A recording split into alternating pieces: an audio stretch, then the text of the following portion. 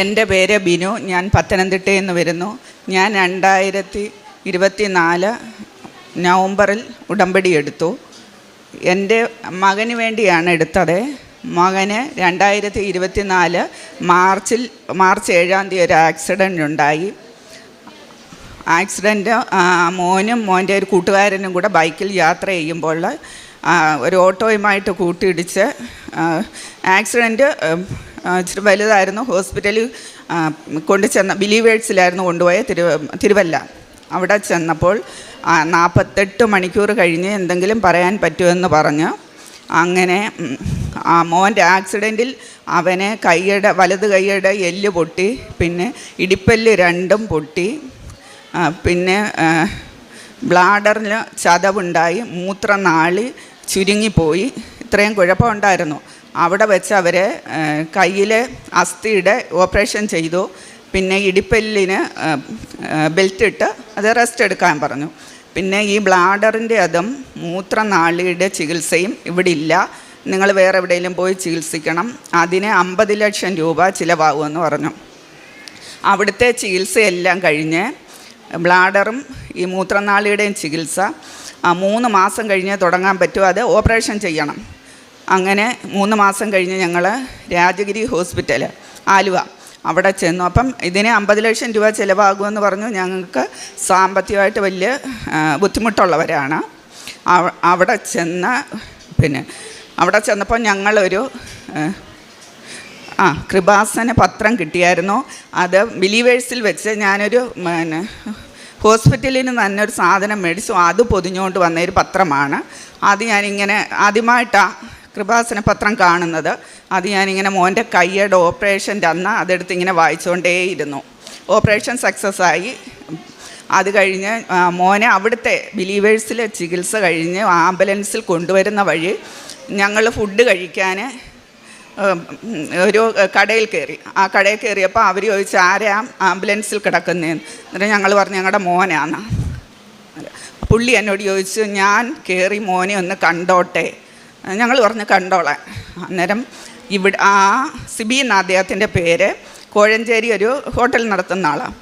സിബി അച്ഛൻ കയറി പ്രാർത്ഥിച്ചിട്ട് എന്നോട് ചോദിച്ചു, ഞാനൊരു നോൺ ക്രിസ്ത്യനാണ്. അപ്പം എന്നോട് ചോദിച്ചു കൃപാസനത്തിലെ തൈലം മോൻ്റെ ദേഹത്ത് പുരട്ടുന്നത് കൊണ്ട് നിങ്ങൾക്ക് എന്തെങ്കിലും കുഴപ്പമുണ്ടോ എന്ന് ചോദിച്ചു. ഞാൻ പറഞ്ഞു ഞങ്ങൾക്കൊരു കുഴപ്പമില്ല. അങ്ങനെ അത് പുരട്ടി പ്രാർത്ഥിച്ചിട്ട് ഒരാഴ്ച കഴിഞ്ഞ് സിബിച്ചൻ എൻ്റെ കയ്യിൽ നിന്ന് നമ്പർ മേടിച്ചിട്ട് പറഞ്ഞു ഞാൻ വീട്ടിലൊന്ന് വന്നോട്ടെ എന്ന്. ഞാൻ പറഞ്ഞു വന്നോ.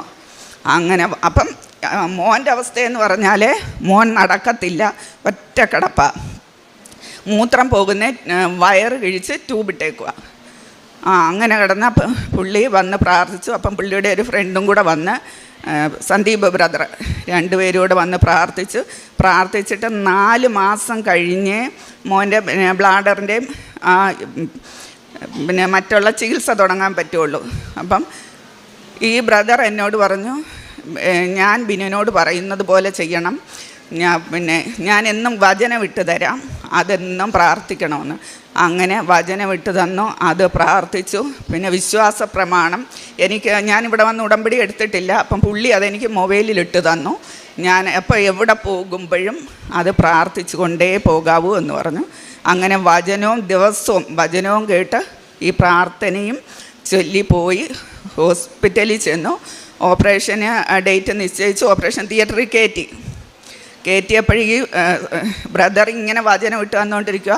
അതിങ്ങനെ വായിച്ചുകൊണ്ടേ ഇരിക്കാൻ പറഞ്ഞു. ഞങ്ങളിങ്ങനെ പുറത്ത് വെയിറ്റ് ചെയ്തപ്പം ഡോക്ടർ വന്ന് പറഞ്ഞു നിങ്ങൾ ഓപ്പറേഷൻ തിയേറ്ററിൻ്റെ അവിടെ നിൽക്കണ്ട, നിങ്ങളുടെ റൂമിൽ തന്നെ പോയിരുന്നോളെ. ഞങ്ങളങ്ങനെ പോയി റൂമിലിരുന്നു. അപ്പോഴീ വചനങ്ങൾ ഇങ്ങനെ പ്രാർത്ഥിച്ചുകൊണ്ടേയിരുന്നു. ഒരു അരമണിക്കൂർ കഴിഞ്ഞപ്പം ഞങ്ങളുടെ റൂമിൽ പിന്നെ ഫോണിലോട്ട് വലിയ അടിക്കുന്നു. ഇതുപോലെ മോൻ്റെ ആൾക്കാർ അവിടോട്ട് ഓപ്പറേഷൻ തിയേറ്ററിൻ്റെ അടുത്തോട്ട് എല്ലാം പറഞ്ഞു. അവിടെ ചെന്നപ്പം മോനെ ഓപ്പറേഷൻ ഇതായിട്ടില്ല, നമുക്ക് 2 ആഴ്ച നോർമലായിട്ട് മൂത്രം പോകുന്നോ എന്നാണ് നോർമൽ രീതിയിൽ ട്യൂബ് ഇട്ടു, വയറിലൂടെയുള്ള ട്യൂബ്, അങ്ങനെ 2 ട്യൂബ് 2 ആഴ്ച ഇട്ടാമെന്ന് പറഞ്ഞു. എന്നിട്ട് നമുക്ക് എന്താണെന്ന് വെച്ചാൽ ചെയ്യാമെന്ന് പറഞ്ഞ് അങ്ങനെ മോനെ റൂമിൽ കൊണ്ടുവന്നപ്പം സാധാരണ നോർമൽ രീതിയിലുള്ള ആ ബാഗിനകത്താണ് മൂത്രം കൂടുതലും വന്നുകൊണ്ടിരിക്കുന്നത്. വയറ് കിഴിച്ചുള്ള ആ ബാഗിലൂടെയല്ല മൂത്രം കൂടുതൽ, നോർമൽ രീതിയിലുള്ള ട്യൂബിലൂടെ മൂത്രം വന്ന് അങ്ങനെ ഒരാഴ്ചത്തെ ചികിത്സ കഴിഞ്ഞ് ഞങ്ങൾ അവിടുന്ന് പോയിരുന്നു. അപ്പം ആ ബ്രദർ എന്നോട് പറഞ്ഞു വന്നാൽ ഉടനെ വന്ന് ഉടമ്പടി എടുക്കണമെന്ന്. അപ്പം ഈ മോൻ ഒറ്റ കിടപ്പാൻ നമ്മൾ ഫുഡ് വാരി കൊടുക്കണം, എല്ലാം നമ്മൾ തന്നെ ചെയ്യണം. അങ്ങനെ എനിക്ക് വരാൻ പറ്റിയത് നവംബറിലാണ്. അങ്ങനെ ഞാൻ വന്നു. നടക്കാത്ത മോൻ ഇപ്പം. എൻ്റെ പേര് കണ്ണൻ എന്നാണ്, പത്തനംതിട്ടയാണ് സ്ഥലം. എനിക്ക് ആക്സിഡൻ്റ് ആയത് മാർച്ച് 7-ാം തീയതിയാണ് ആക്സിഡൻ്റ് ആയത്. അമ്മ പറയുന്നത് കേട്ടിട്ടുണ്ട്. ആക്സിഡൻ്റ് ആയ സമയത്ത് ഡോക്ടർമാരെല്ലാം അമ്മയുടെ അച്ഛനോടും പറഞ്ഞായിരുന്നു 48 മണിക്കൂർ കൂടുതലപ്പുറം പോകത്തില്ലെന്ന് പറഞ്ഞായിരുന്നു. എൻ്റെ പെങ്ങൾ വെളിയിൽ പുള്ളിക്കാരിയൊക്കെ വിളിച്ച് കാണിച്ചോ, അതിനപ്പുറം പോകത്തില്ല, ജീവിച്ചിരിക്കത്തില്ലെന്നൊക്കെ പറഞ്ഞായിരുന്നു. പക്ഷേ ഈ ബ്രദറിനെ കണ്ടെന്ന് പറഞ്ഞില്ലേ അമ്മ, അതിൽ പിന്നെ ഈ മാതാവിൻ്റെ സാന്നിധ്യം എൻ്റെ ജീവിതത്തിൽ ഉണ്ടായത് പിന്നെ എല്ലാ കാര്യങ്ങളും നല്ല രീതിക്കാണ് പൊയ്ക്കൊണ്ടിരുന്നത്. വേദന കുറച്ചേ ഞാൻ അനുഭവിച്ചിട്ടുള്ളൂ. എന്നാൽ പോലും ഞാൻ ഒരിക്കലും ഇങ്ങനെ ഒരു നിൽക്കാൻ പറ്റുമെന്നോ നടക്കാൻ പറ്റുമെന്നോ അങ്ങനെ ഒരു സിറ്റുവേഷനിലല്ലായിരുന്നു. കാരണം എൻ്റെ പെൽവിക് ബോൺ രണ്ടും പൊട്ടിപ്പോയി, കൈ ഒടിഞ്ഞു, യൂറിൻ ബ്ലാഡറിന് തടസ്സം എല്ലാം ഉണ്ടായിരുന്നു. എനിക്ക് ആ സമയത്ത് വലിയ വിശ്വാസമൊന്നും ഇല്ലായിരുന്നു. എന്ന് പറഞ്ഞാൽ ഒത്തിരി അങ്ങ് ഇതിനെപ്പറ്റി കൃപാസനത്തെ പള്ളിയെ പറ്റി ഒന്നും അങ്ങനെ അറിയുന്ന ഒരാളല്ലായിരുന്നു. അങ്ങനെ നോർമലി പ്രാർത്ഥിക്കുക പോവുക അങ്ങനെ ഒരു ടൈപ്പായിരുന്നു. പക്ഷേ ഇടയ്ക്കൊരു ദിവസം പ്രാർത്ഥിച്ചിട്ട് മാതാവിൻ്റെ കാശുരൂപം കൈവച്ച് പ്രാർത്ഥിച്ചിട്ട് ടെസ്റ്റിന് പോയി കഴിഞ്ഞ് കഴിഞ്ഞപ്പം അവിടുത്തെ ഡോക്ടർമാരും സിസ്റ്റർമാരും എല്ലാം പറഞ്ഞ് കുഴപ്പമൊന്നുമില്ല, ചെറിയൊരു ചുരുക്കമേ ഉള്ളൂ, ഇത് ഓപ്പറേഷൻ ചെയ്യേണ്ട വരത്തില്ലെന്ന് പറഞ്ഞ്. അപ്പോൾ ഒരു സന്തോഷം ഉണ്ടായിട്ട് വീട്ടിൽ വന്ന സമയത്ത് ഞങ്ങൾ തന്നെ വീടിനടുത്തൊരു നേഴ്സിനെ വിളിച്ചിട്ട് ട്യൂബ് മാറ്റി സ്വന്തമായിട്ട് യൂറിനേറ്റ് ചെയ്യാൻ നോക്കി. അപ്പം പോയില്ല. അന്നേരം എൻ്റെ വിശ്വാസം മൊത്തവും പോയി. ഞാൻ പറഞ്ഞു ഇനിയും ബൈബിളില്ല, ഒന്നുമില്ല, ഒരു ദൈവങ്ങളുമായിട്ടും പ്രാർത്ഥിക്കേണ്ട, ദൈവം എല്ലാം സയൻസ് മാത്രമേ ഉള്ളൂ, ഒന്നും തരത്തില്ലെന്ന് പറഞ്ഞ്.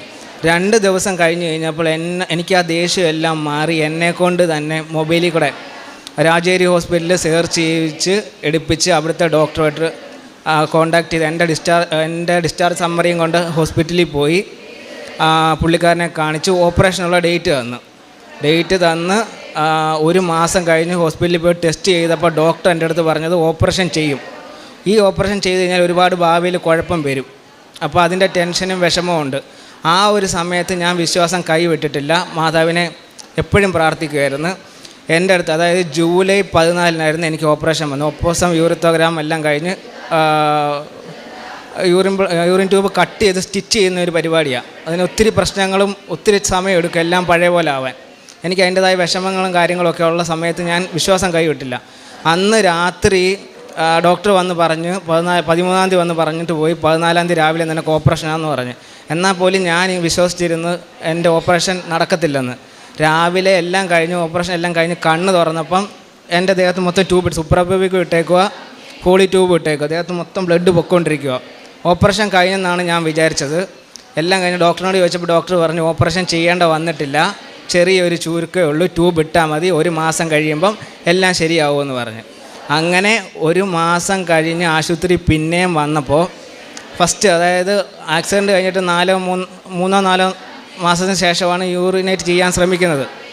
ആ സമയത്ത് പോകത്തില്ല എന്നുള്ളൊരു ടെൻഷനുണ്ട്. ഈ ട്യൂബെല്ലാം മാറ്റി ഡോക്ടർ പറഞ്ഞ് ബാത്റൂമിൽ പോയിട്ട് യൂറിൻ പാസ് ചെയ്യാൻ പറഞ്ഞു. അങ്ങനെ യൂറിൻ പാസ് ചെയ്യാൻ ശ്രമിച്ചപ്പം ആദ്യമേ ഒന്നും പോയില്ല. പിന്നെ കാശ് രൂപം പോക്കറ്റിൽ നിന്ന് എടുത്ത് പ്രാർത്ഥിച്ചിട്ട് ഒന്നുകൂടെ ചെയ്ത് കഴിഞ്ഞപ്പോൾ യൂറിൻ പോവുകയും ചെയ്ത് ഞാൻ അറിയാതെ തന്നെ എൻ്റെ കണ്ണിൽ കൂടെ ഇങ്ങനെ വെള്ളം ഇങ്ങനെ പൊയ്ക്കൊണ്ടിരിക്കുക. ആ സമയത്ത് എൻ്റെ തോളത്ത് മാതാവ് കൈ വെച്ചേക്കുന്നതായിട്ട് ഞാൻ കണ്ടിട്ടുമുണ്ട്.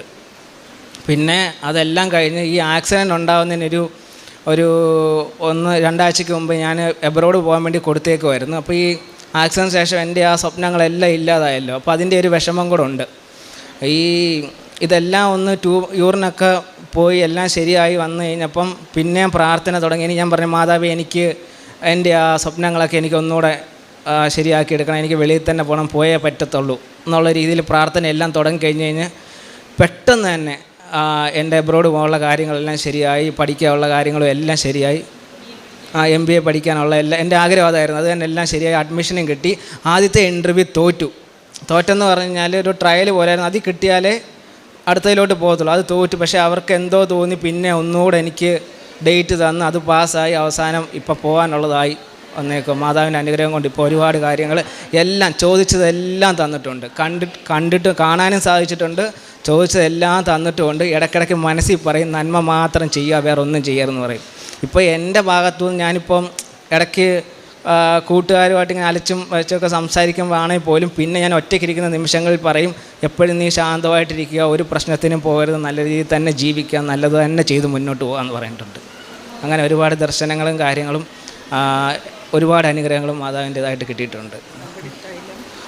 ഇത് ഉപ്പും ഉടമ്പടി തൈലും എല്ലാം അമ്മ തരികയും ഉപയോഗിക്കുകയും എല്ലാം ചെയ്തിട്ടുണ്ട്. എല്ലാം ഇവിടുന്ന് മാതാവിൻ്റെ എല്ലാ അനുഗ്രഹങ്ങളും കിട്ടിയിട്ടുണ്ട്. സന്തോഷമാണ് എല്ലാവരും. ബാക്കിയുള്ളവരോട് പറയുന്നതിലും എനിക്ക് സന്തോഷമേ ഉള്ളൂ. സങ്കീർത്തനം 23 മരണത്തിൻ്റെ നിഴൽ വീണ താഴ്വരയിലൂടെയാണ് ഞാൻ നടക്കുന്നതെങ്കിലും അവിടുത്തെ ഊന്നുവടിയും ദണ്ടും എനിക്ക് ഉറപ്പേകുന്നു. തൻ്റെ ജീവിതത്തിൽ എങ്ങനെ തനിക്ക് തൻ്റെ മകന് ആക്സിഡൻ്റ് ആയ കാര്യം പറഞ്ഞാണ് ബിനു എന്ന ഈ മകള് ആ ഒരു സാഹചര്യത്തിൽ ഉടമ്പടി എടുത്ത ഓരോ മക്കൾ എങ്ങനെയാണ് മറ്റുള്ളവരുടെ ജീവിതത്തിൽ പ്രതീക്ഷകൾ നൽകുന്നത്. അതായത് നാം ചെയ്യുന്ന കാരുണ്യ പ്രവർത്തനങ്ങൾ, പ്രേക്ഷിത പ്രവർത്തനം, അതുമൂലം ഒരു ബ്രദർ തങ്ങൾക്ക് വേണ്ടി പ്രാർത്ഥിച്ചു. കൃപാസനത്തിൻ്റെ ഒരു പത്രം, ഒരു തുണ്ട് പേപ്പറാണ് തനിക്ക് ആദ്യമേ കിട്ടുന്നത്. ആ പേപ്പർ ഇപ്പോഴുണ്ടോ? ആ പേപ്പർ എൻ്റെ കയ്യിൽ ഇപ്പോഴും ഉണ്ട്, എൻ്റെ ബാഗിനകത്ത് ഇപ്പോഴും ഉണ്ട്. ആ ഒരു തുണ്ട് പേപ്പർ കിട്ടുന്നു, അത് വീണ്ടും വീണ്ടും വായിച്ചു കൊണ്ടിരുന്നു. അങ്ങനെ തൻ്റെ മകൻ്റെ ഓപ്പറേഷൻ്റെ കോംപ്ലിക്കേഷൻസൊക്കെ ആദ്യത്തെ ഘട്ടം അതൊക്കെ എങ്ങനെയാണ് വളരെ നല്ല രീതിയിൽ മുമ്പോട്ട് പോയത്. പിന്നീടും അമ്മ കൈവിട്ടില്ല. കൃപാസന പത്രം കിട്ടിയ ഒരു വ്യക്തി, അതായത് അമ്മ അടുത്ത് വന്നു എന്നുള്ളതാണ്. അടുത്ത് വന്നു കഴിഞ്ഞാൽ അമ്മ അകന്നു പോകില്ല. അമ്മ വീണ്ടും കൂടെ നടക്കുകയാണ്. ഇവർ കയറുന്നത് ഒരു ബ്രദർ, കൃപാസനത്തിൽ വരുന്ന ഒരു ബ്രദറിൻ്റെ ഷോപ്പിലേക്കാണ് കയറുന്നത്. അവിടെയും വീണ്ടും ബ്രദർ എങ്ങനെ പ്രവർത്തിച്ചു, ഈ മകൾക്ക് എങ്ങനെയാണ് കൃപാസനത്തെക്കുറിച്ച് കൂടുതലായിട്ടുള്ള വ്യക്തത കിട്ടിയത്. പിന്നീട് തൻ്റെ പ്രാർത്ഥന, പ്രത്യക്ഷീകരണ പ്രാർത്ഥനയും വചന വായനയും ഒക്കെ ആയിട്ട് ഈ മകൾ മുമ്പോട്ട് പോകുന്നു. വിശ്വാസ പ്രമാണം പ്രാർത്ഥിക്കുന്നു. തൻ്റെ ജീവിതത്തിൽ താനിതൊന്നും കണ്ടിട്ടില്ല, കേട്ടിട്ടില്ല. എന്നാൽ തനിക്ക് നന്മയായിട്ടുള്ളതാണ് സംഭവിക്കുന്നത് എന്ന് മനസ്സിലാക്കുമ്പോൾ കുടുംബം പിന്നീട് എങ്ങനെയാണ് ഈശോയെ ഏറ്റുപറയുന്നത്. അങ്ങനെ തൻ്റെ മകൻ്റെ പിന്നീട് കിട്ടിയ സൗഖ്യ അനുഭവം, ഓപ്പറേഷൻ വേണമെന്ന് പറഞ്ഞു. അതിൻ്റെയൊക്കെ റിസ്ക് എത്രമാത്രം അത് കണ്ണനും നമ്മോട് പങ്കുവെച്ചു. അങ്ങനെ ആ റിസ്ക് ഒക്കെ ഈ മകൻ കടന്നുപോയ ഓരോ അനുഭവങ്ങളാണ് ഈ മകന് എല്ലാം തള്ളിപ്പറഞ്ഞു. പിന്നീട് ഇതൊന്നും നടക്കില്ല, ഇനി ഒരു ദൈവവുമില്ല എന്ന് പറഞ്ഞു. പക്ഷേ അമ്മ വിടുന്നില്ല. അമ്മ തന്നെ എല്ലാറ്റിനും ഈ മകനെ ഓരോന്നും മനസ്സിലാക്കി കൊടുക്കുന്നു. ഇന്ന് എനിക്കെൻ്റെ ജീവിതത്തിൽ കിട്ടാത്തതായിട്ടൊന്നുമില്ല, ഞാൻ ചോദിച്ചതെല്ലാം അമ്മ തന്നു, എനിക്കിന്ന് സന്തോഷമാണ്. തൻ്റെ അടുത്ത് അമ്മ വന്ന് നിന്ന അനുഭവം മകനുണ്ടായി. അങ്ങനെ ഇന്ന് ഈശോയുടെ സാക്ഷികളാകാൻ തങ്ങൾക്ക് കഴിഞ്ഞതിൽ അഭിമാനിച്ചുകൊണ്ട് തനിക്ക് എബ്രോഡ് പോകാനുള്ള കാര്യങ്ങളുമൊക്കെ റെഡിയായി എന്ന ഒരു സന്തോഷത്തിൻ്റെ ഈ അവസ്ഥയിൽ ഇവിടെ വന്ന് തനിക്ക് നിൽക്കാൻ പോലും പറ്റാത്ത അവസ്ഥ, തനിക്ക് ഇങ്ങനെ ഒരു സാഹചര്യമായിരുന്നു തനിക്ക്. എന്നാൽ ഇന്ന് തനിക്ക് ഈ അൾത്താരയിൽ അമ്മ പ്രത്യക്ഷപ്പെട്ട ഇടമാണിത്. ഇവിടെ വന്ന് നിന്ന് ഒരു സാക്ഷ്യം പറയുക എന്നുള്ളത് തീർച്ചയായും അത് ലൂർദിലോ ഫാത്തിമയിലോ ഒന്നും പോയി നമുക്ക് ചെയ്യാൻ പറ്റില്ല. എന്നാൽ നമുക്ക് അമ്മ പ്രത്യക്ഷപ്പെട്ട ഈ ആലയമുള്ളപ്പോൾ ഇവിടെ നമ്മെ നോക്കിയിരിക്കുന്ന അമ്മയും ഈശോയുമുണ്ട്. ഇവിടെ നമുക്ക് എല്ലാ സാഹചര്യങ്ങളുമുണ്ട്. ഒന്ന് മാത്രമേ നാം ചെയ്യേണ്ടതുള്ളൂ, നന്ദിയുള്ളവരായിരിക്കുക. അതാണ് സാക്ഷ്യത്തിലൂടെ നാം പങ്കുവയ്ക്കുന്നത്. ദൈവത്തെ മഹത്വപ്പെടുത്തി ഈ കുടുംബം ഇന്നിവിടെ സാക്ഷ്യം പങ്കുവയ്ക്കുമ്പോൾ മരണത്തിൻ്റെ നിഴൽ വീണ താഴ്വരയിലും നമ്മെ കൈപിടിച്ചുയർത്തുന്ന കർത്താവിൻ്റെ കരുതലുള്ള സ്നേഹത്തിന് നമുക്ക് കൂടുതൽ നന്ദിയുള്ളവരാകാം. കരങ്ങൾ അടിച്ച് നമുക്ക് ദൈവത്തെ ആരാധിക്കാം, മഹത്വപ്പെടുത്താം.